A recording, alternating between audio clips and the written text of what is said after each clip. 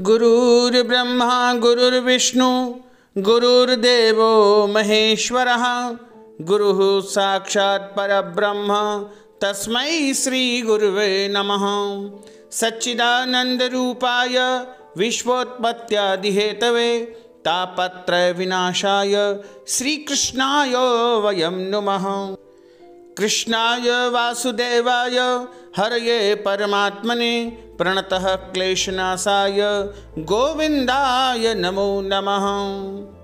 बोलिए श्री कृष्णचंद्र भगवान की जय, गोपाल कृष्ण भगवान की जय, राजाधिराज रामचंद्र भगवान की जय, श्री वृंदावन बिहारी लाल की जय।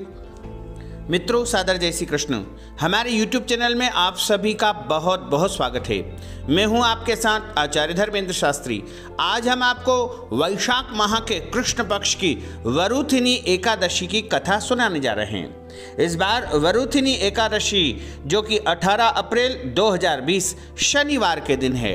ऐसा माना जाता है कि वरुथिनी एकादशी का व्रत करने से या कथा का श्रवण करने से 10,000 वर्ष तक तपस्या करने से जो फल प्राप्त होता है वही इस व्रत के माध्यम से प्राप्त हो सकेगा।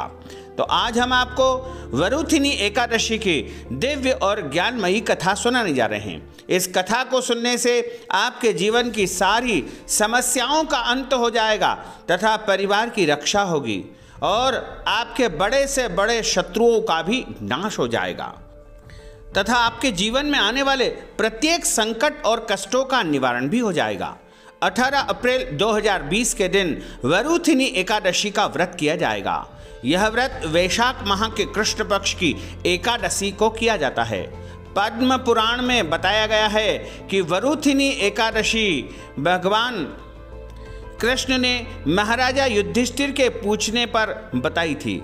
उन्होंने बताया था कि वैशाख माह के कृष्ण पक्ष की एकादशी का फल एवं महत्व क्या है, तो इसके कथन पर भगवान ने उन्हें कहते हुए कहा कि हे धर्मराज, लोक और परलोक में सौभाग्य प्रदान करने वाली वरुथिनी एकादशी व्रत करने से साधक को लाभ की प्राप्ति होती है तथा उसके पापों का नाश भी हो जाता है। यह एकादशी भक्त को समस्त प्रकार के भोग एवं मोक्ष को प्रदान करने वाली है। वरुथिनी एकादशी का व्रत करने से मनुष्य को कठिन से कठिन तपस्या करने के समान फल की प्राप्ति होती है। इस व्रत के नियम के अनुसार व्रत रखने वाले को दशमी तिथि के दिन से ही नियम धारण कर लेना चाहिए। संयम व शुद्ध आचरण का पालन करते हुए एकादशी के दिन प्रातःकाल समस्त क्रियाओं से निवृत्त होकर के भगवान श्री हरि विष्णु की वाराह रूप में पूजन करना चाहिए। विधि पूर्वक वरुथिनी एकादशी का व्रत करते हुए रात्रि में जागरण करना चाहिए तथा भजन कीर्तन भी करना चाहिए एवं पूरे दिन एवं रात श्री हरि का मनन करते रहना चाहिए। इस एकादशी के विषय में जो कथा प्रचलित है वह इस प्रकार है, जिसके अनुसार मानधाता इक्ष्वाकु वंशी नरेश थे। इनकी प्रसिद्धि दूर दूर तक थी। इनके विषय में कहा जाता है कि इन्हें 100 राजस्यु तथा अश्वमेघ यज्ञों का कर्ता और दानवीर धर्मात्मा चक्रवर्ती सम्राट जो वैदिक अयोध्या नरेश मानधाता जैसा अभिन्न माना जाता था। यादव नरेश शशबिंदु की कन्या बिंदुमती इनकी पत्नी थी, जिनसे मुचकुंद, अम्बरीश और पुरुकुत्स नामक 3 पुत्र और 50 कन्याएं उत्पन्न हुई थी, जो एक ही साथ सोभरी ऋषि के साथ में ब्याही गई थी। पुत्र प्राप्ति हेतु यज्ञ के हवि युक्त मंत्रपूत जल को प्यास में भूल से पी जाने के कारण युवनाश को गर्भ रह गया, जिसे ऋषियों ने उसका पेट फाड़ कर के निकाला। वह गर्भ एक पूर्ण बालक के रूप में उत्पन्न हुआ था, जो इंद्र की तर्जनी उंगली को चूस करके रहस्यात्मक ढंग से पला और बड़ा हुआ था। इंद्र द्वारा दूध पिलाने तथा पालन करने के कारण इनका नाम मानधाता पड़ा। यह बालक आगे चल करके बड़ा ही पराक्रमी राजा बना। इन्होंने भगवान विष्णु जी से राजधर्म और वसु होम से दंड नीति की शिक्षा प्राप्त की थी। इसी वरुथिनी एकादशी के प्रभाव से राजा मानधाता स्वर्ग को गए थे, क्योंकि गर्व से चूर होकर और स्वयं को उच्च मानते हुए इनके द्वारा कई गलत कार्य भी हुए। जिनके प्रभाव स्वरूप इन्हें स्वर्ग की प्राप्ति नहीं हुई। अतः अपने पापों से मुक्ति पाने हेतु क्षमा याचना स्वरूप इन्होंने इस एकादशी व्रत का पालन किया, जिसके प्रभाव से इन्हें स्वर्ग की प्राप्ति संभव हो सकी। इसी प्रकार राजा धुंधुमार को भगवान शिव ने एक बार क्रोधवश श्राप दे दिया, जिसके कारण उन्हें बहुत सारे कष्टों की प्राप्ति हुई। उनसे मुक्ति के मार्ग के लिए धुंधुमार ने इस वरुथिनी एकादशी का व्रत रखा, जिससे उन्हें श्राप से मुक्ति हुई तथा उत्तम लोक को प्राप्त हुए। यह एकादशी लोक परलोक में सौभाग्य देती है। एक समय धर्मराज युधिष्ठिर ने पूछा कि हे भगवान, वैशाख माह के कृष्ण पक्ष की एकादशी का नाम क्या है, उसकी विधि क्या है तथा उसके करने से क्या फल प्राप्त होता है? आप विस्तार पूर्वक मुझे सुनाइए। मैं आपको बारंबार प्रणाम करता हूँ, नमस्कार करता हूँ। भगवान कृष्ण कहने लगे कि हे राजराजेश्वर, इस एकादशी का नाम वरुथिनी एकादशी है। यह सौभाग्य देने वाली है, सब पापों को नष्ट करने वाली है तथा अंत में मोक्ष को देने वाली है। इस व्रत को यदि कोई अभागिन स्त्री भी करे तो उसको सौभाग्य प्राप्त हो जाएगा। इसे वरुथिनी एकादशी कहा गया है। इस व्रत के प्रभाव से ही राजा मानधाता स्वर्ग को गए थे। वरुथिनी एकादशी का फल 10,000 वर्ष तक तपस्या करने के बराबर फल प्राप्त होता है। कुरुक्षेत्र में सूर्य ग्रहण के समय एक मन स्वर्ण दान करने से जो फल प्राप्त होता है, वही फल वरुथिनी एकादशी के व्रत करने से मिलता है। वरुथिनी एकादशी के व्रत को करने से मनुष्य इस लोक में धर्म, अर्थ, काम और सभी सुखों को भोग करके अंत समय में मोक्ष को प्राप्त करता हुआ स्वर्ग को प्राप्त कर लेता है।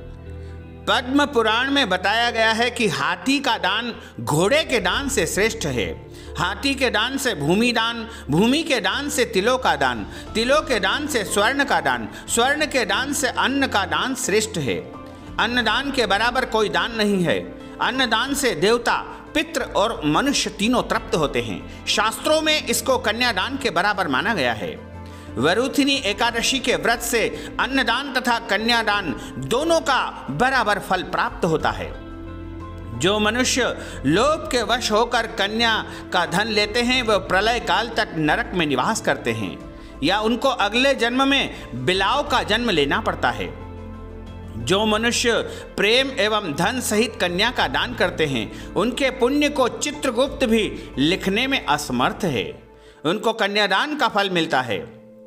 हे राजन, जो मनुष्य विधिवत वरुथिनी एकादशी का व्रत करेगा, उसको सारे पापों से मुक्त होते हुए सभी प्रकार के सुख अर्थात भौतिक सुख सुविधाओं की प्राप्ति होगी और अंत में उसे स्वर्ग लोक की प्राप्ति हो जाएगी।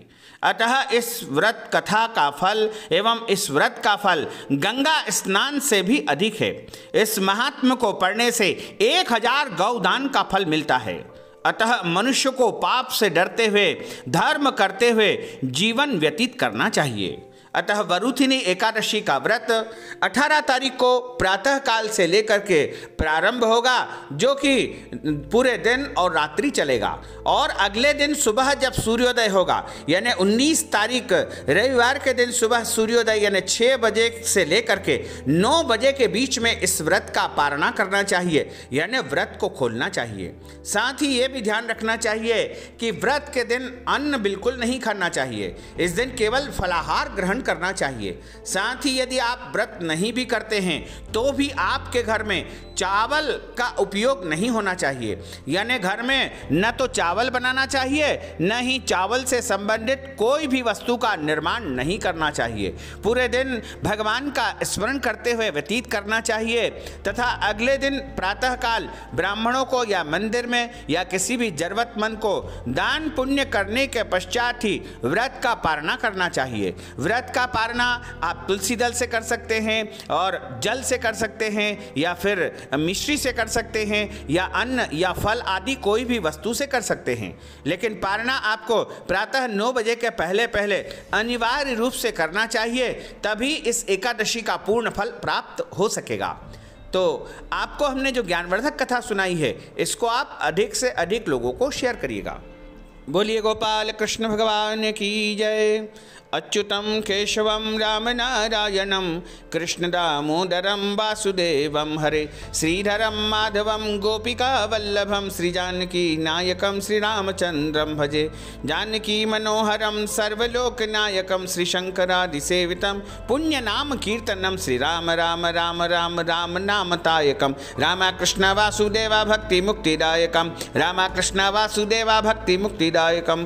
बोलिए गोपाल कृष्ण भगवान की जय, श्री वृंदावन बिहारी लाल की जय, लक्ष्मी नारायण भगवान की जय, वैकुंठ नारायण भगवान की जय, गिरिराज धरण की जय, राजा रामचंद्र भगवान की जय, जगदम्बे मात की जय। धर्म की जय हो, अधर्म का नाश हो, प्राणियों में सद्भावना हो, विश्व का कल्याण हो। सनातन धर्म की जय, गौ माता की जय, नगर बस्ती की जय, आज के आनंद की जय, कल के आनंद की जय, परसों के आनंद की जय, बरसों बरसों के आनंद की जय। ओम नमः पार्वती पतये, हर हर महादेव हर। तो भक्तजनों, हमने जो ज्ञानवर्धक जानकारी आपको दी है उसको आप अधिक से अधिक लोगों को शेयर करिएगा, लाइक करिएगा, कमेंट करिएगा, और यदि अभी तक आपने सब्सक्राइब नहीं किया है तो अभी और इसी समय सब्सक्राइब अवश्य कर लीजिए। आपको और आपके पूरे परिवार को सादर जय श्री कृष्ण, सादर धन्यवाद।